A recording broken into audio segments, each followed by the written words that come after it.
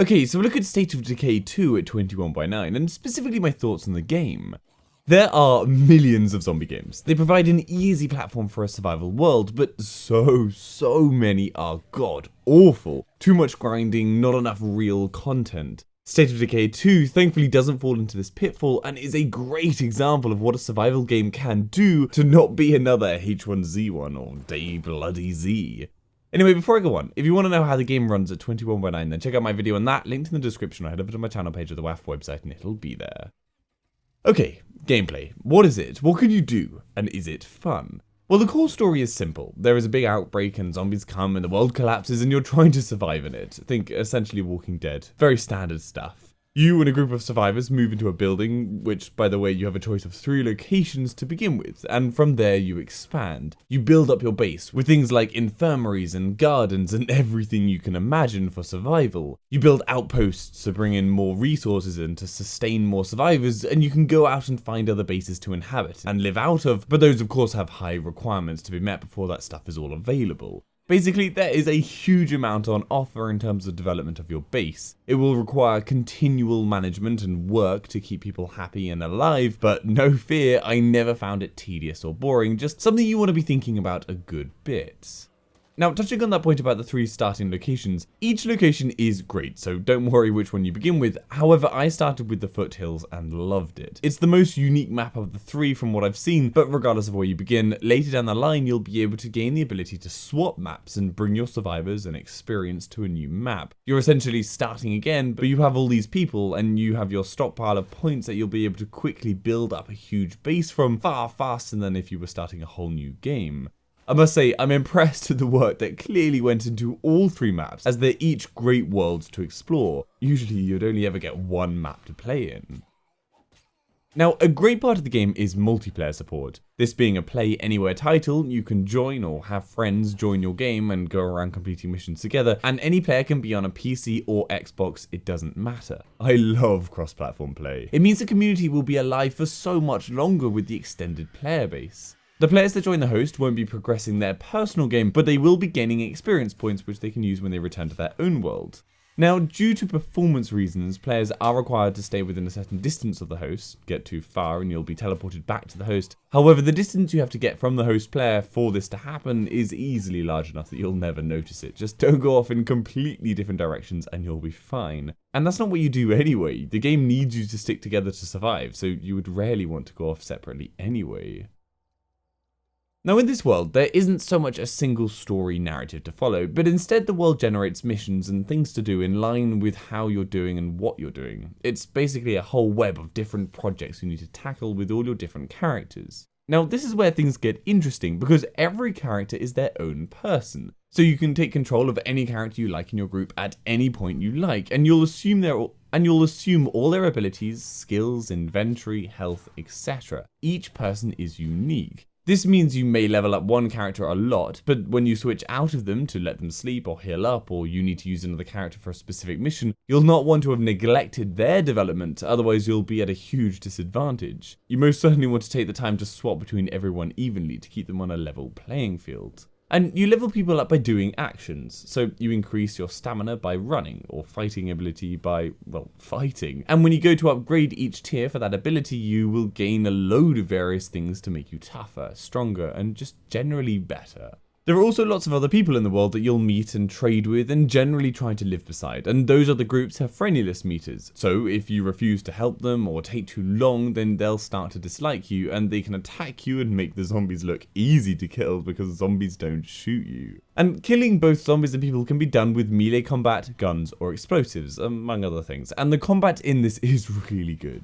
Melee combat starts super basic, but you can get abilities to allow you to shove zombies, attack them in different styles, etc. And generally everything feels weighty, blunt items feel solid on impact, and bladed weapons really slice. Guns too are punchy, you feel the bullets explode out of the gun and make a heavy impact. And it's all helped with the fact that the game makes brilliant use of the Xbox One Elite controller's vibrating triggers thanks to the UWP platform, so you get that extra immersion in the game, which I love.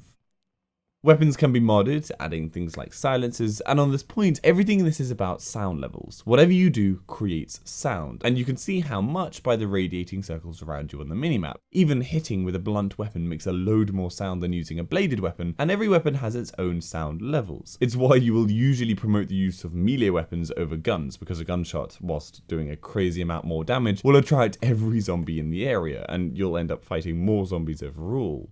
Also, bullets, whilst not completely scarce, aren't in massive supply, so you'll not be firing off automatic weapons the whole time by any means.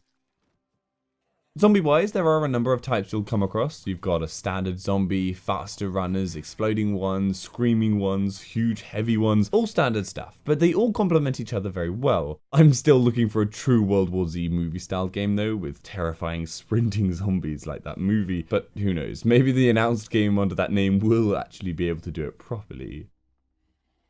So you will spend 90% of the time looting for resources. You want fuel, food, weapons, materials, etc. And this never really goes away. You'll always be using fuel for driving your car or running generators, and whilst it can be a bit long sometimes, the whole scavenging thing is enjoyable. It forces you to explore new places and tackle different tasks.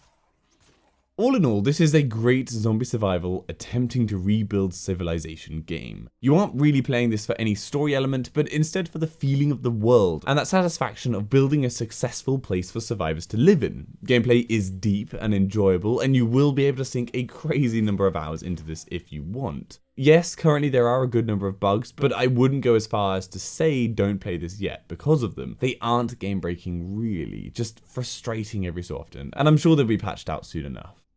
Anyway, again, if you want to know how the game runs at 21x9, then check out my video on that, linked in the description, or just head over to my channel page of the WAF website and it'll be there. I hope this gives you a better idea of what the game has to offer at 21x9. Give this video a like if you found it helpful, and subscribe for future info. For any other games at 21x9, head over to my channel, the WAF website. Hopefully I've covered it. If I haven't, then leave a comment down below and I'll try and cover it. And if you'd like to support the channel, the links to my Patreon page are in the description, and the Amazon affiliate links are there too. See you later.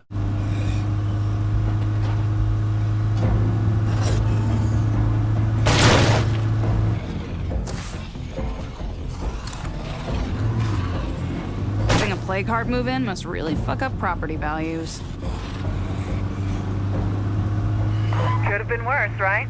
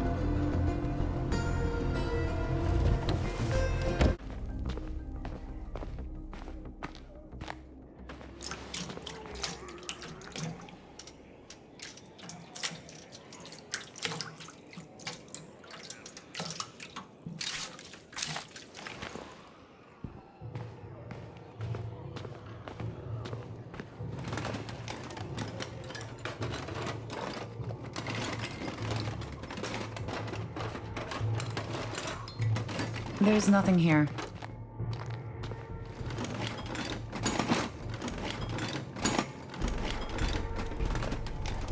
Someone must be upset they left this behind.